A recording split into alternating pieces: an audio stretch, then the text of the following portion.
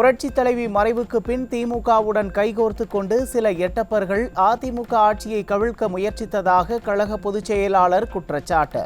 தொண்டர்களால் வழிநடத்தப்படும் அதிமுகவை எந்த கொம்பனாலும் அசைத்து கூட பார்க்க முடியாது என பெருமிதம்.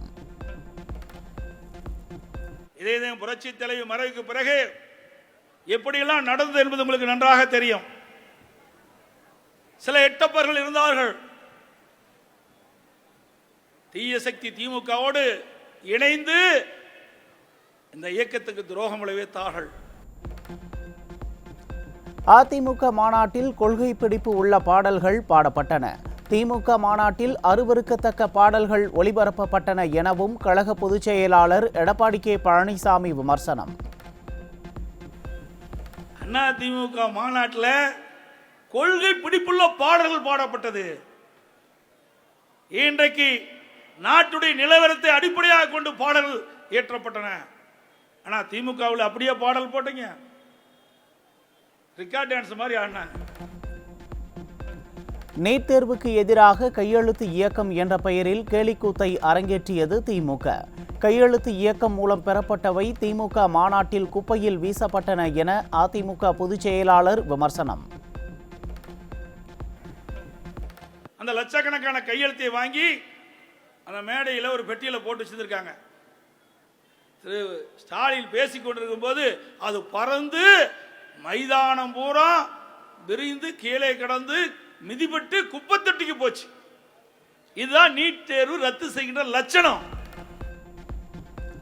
தமிழகத்திற்கான வெள்ள நிவாரண நிதி தொடர்பாக நாடாளுமன்றத்தை திமுக எம்பிக்கள் முடக்காதது ஏன்?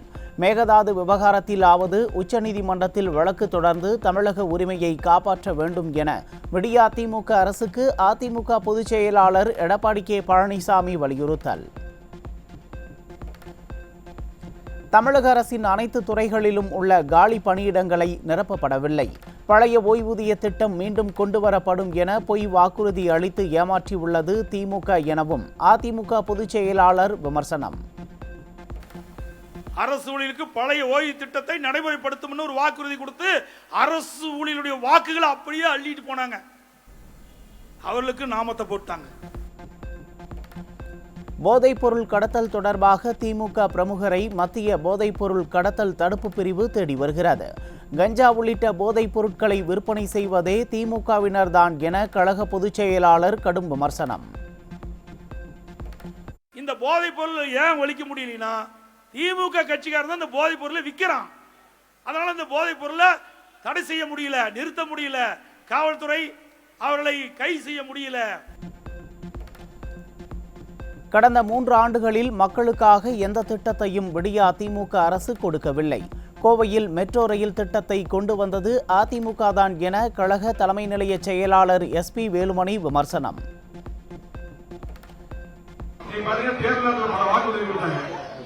எல்லா குடும்ப தலைவர்களுக்கு 1000 ரூபாய் தரலாங்க. என்ன வந்து கொடுக்கல. சட்டசபை எடப்பாடி போராட்டம் கொஞ்சம் பாதி பேருக்கு கொடுத்தாங்க. புரட்சி தலைவிக்கு பின்னர் அவரது திட்டங்களை தமிழகத்தில் தொடர செய்தவர் கழக பொதுச் செயலாளர் எடப்பாடி கே பழனிசாமி என முன்னாள் அமைச்சர் SP வேலுமணி புகழாரம். இன்றைக்கு மு.க. ஸ்டாலின் திறந்து வைக்கக்கூடிய திட்டங்கள் அனைத்துமே கழக பொதுச் செயலாளர் அடிக்கல் நாட்டி தொடங்கி வைத்த திட்டங்கள் தான் எனவும் பேச்சு. தமிழ்நாட்டில் கூடிய அதிகமான திட்டங்கள் இருக்காங்க. திருப்பூருக்கு சரி, கோயம்புத்தூர் எல்லா திட்டங்களும் நம்ம கொடுத்தோம். அந்த வழியில பாத்தீங்கன்னா அதுக்கு பின்னால் பாத்தீங்கன்னா நம்முடைய ஒப்பற்ற தலைவராக எடப்பாடி அவர்கள் அவங்க திட்டங்கள் எல்லாம் தொடர்ந்த அம்மா தந்த திட்டங்கள் எதையுமே நிறுத்தல. அதை கூடுதலாக கொடுத்தார். மக்களுக்கு தேவையான திட்டங்கள் தந்ததாக எடப்பாடி அவர்கள். நீட்டை ஒழிக்க வேண்டும் என்பதுதான் அதிமுகவின் கொள்கை எனவும் அதற்காகவே கழக பொதுச் செயலாளர் நீட் பயிற்சி மையங்களை கொண்டு வந்தார் என முன்னாள் அமைச்சர் SP வேலுமணி பேச்சு. திமுக பீக் ஹவர் கட்டணத்தை அமல்படுத்தி தொழில்துறையினருக்கு சிரமத்தை கொடுக்கிறார்கள் எனவும் குற்றச்சாட்டு. ஏமாத்திட்டு இருக்காங்க. அப்பவும் பாத்தீங்கன்னா எங்களுக்கு எல்லாம் தெரியும். ஒரே கையில் நீட்டை படிப்பாங்க.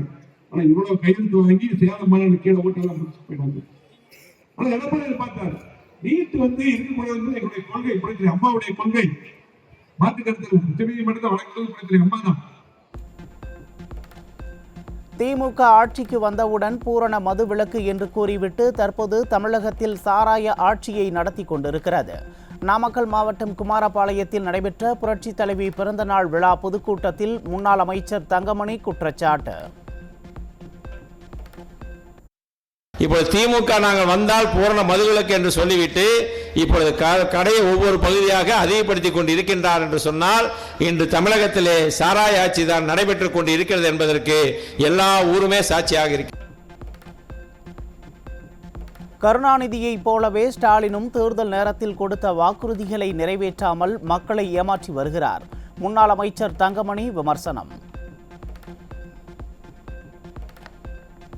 கடந்த காலத்திலே கருணாநிதி அவர்கள் இருக்கின்ற போது 2 ஏக்கர் நிலம் என்று சொல்லி மக்களை ஏமாற்றினாரோ அதே வகையில் இப்போது அவருடைய மகன் ஸ்டாலின் அவர்களும் நாங்கள் 1000 ரூபாய் கொடுக்கின்றோம், 100 ரூபாய் இவர்களுக்கு சிலிண்டருக்கு கொடுப்போம் என்று சொன்னார்கள். இதுவரை 4 பட்ஜெட்டுகளை தாக்கல் செய்துள்ள விடியா திமுக அரசு மக்களின் குறைகளை தீர்க்கவில்லை. அதிமுக ஆட்சியில் மக்களுக்காக கொண்டு வரப்பட்ட திட்டங்கள் அனைத்தையும் விடியா திமுக அரசு நிறுத்திவிட்டதாக அதிமுக மாநிலங்களவை உறுப்பினர் CV சண்முகம் குற்றச்சாட்டு.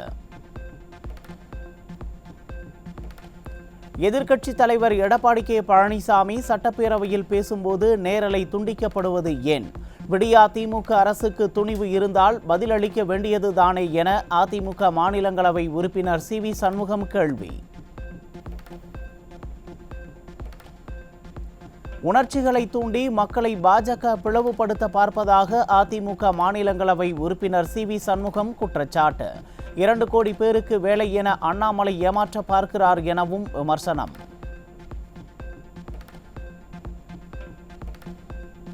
திமுக அமைச்சர் I பெரியசாமிக்கு எதிரான வழக்கில் இன்று தீர்ப்பு. சென்னை உயர்நீதிமன்ற நீதிபதி ஆனந்த் வெங்கடேஷ் தீர்ப்பு வழங்குகிறார்.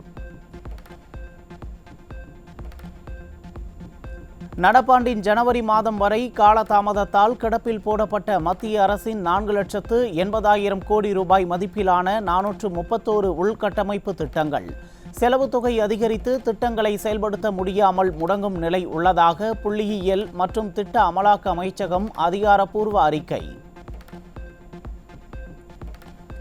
நீலகிரி மாவட்டம் கூடலூரில் அமைக்கப்பட்ட புதிய பேருந்து நிலையம் அடிப்படை வசதிகள் இன்றி அவசர கதியில் திறப்பு. பணிகள் நிறைவடையாத நிலையில் பேருந்து நிலையம் திறக்கப்பட்டது குறித்த கேள்விக்கு பதிலளிக்க முடியாமல் விடியா அரசின் போக்குவரத்து துறை அமைச்சர் ஓட்டம். கடலூரில் மதுபோதையில் பாலியல் தொல்லை கொடுத்த மகனை தாயே வெட்டி கொலை செய்ததால் பரபரப்பு. விடியா திமுகவின் திறனற்ற நிர்வாகத்தால் தமிழகத்தில் இளைஞர்கள் போதையில் பாதை மாறுவது அதிகரித்து வருவதாக பொதுமக்கள் குற்றச்சாட்டு. ஆருத்ரா நிறுவனத்தில் முதலீடு செய்யப்பட்ட தனது தொகையை தருமாறு பொருளாதார குற்றப்பிரிவு போலீசாரை மிரட்டிய காவலர். நுண்ணறிவு பிரிவு துணை ஆணையர் அலுவலகத்தில் பணியாற்றும் காவலரை பணியிடை நீக்கம் செய்து உத்தரவு. திண்டுக்கல் மாவட்டம் ஜல்லிப்பட்டியில் முன்விரோதம் காரணமாக நள்ளிரவில் வழக்கறிஞர் வீட்டில் பெட்ரோல் வெடிகுண்டுகள் வீசிய 2 வலைவீச்சு. விடியா திமுக ஆட்சியில் தலைதூக்கி வரும் பெட்ரோல் குண்டு கலாச்சாரத்தை கட்டுப்படுத்தாமல் போலீசார் வேடிக்கை பார்ப்பதாக மக்கள் குற்றச்சாட்டு. ஆந்திர மாநிலம் மதனப்பள்ளி அருகே சாலையில் நடந்து சென்றவர்கள் மீது கார் லாரி மோதிய கோர விபத்தில் 5 பேர் உயிரிழப்பு. படுகாயமடைந்த 5க்கும் மேற்பட்டோர் ஆபத்தான நிலையில் மருத்துவமனையில் அனுமதி.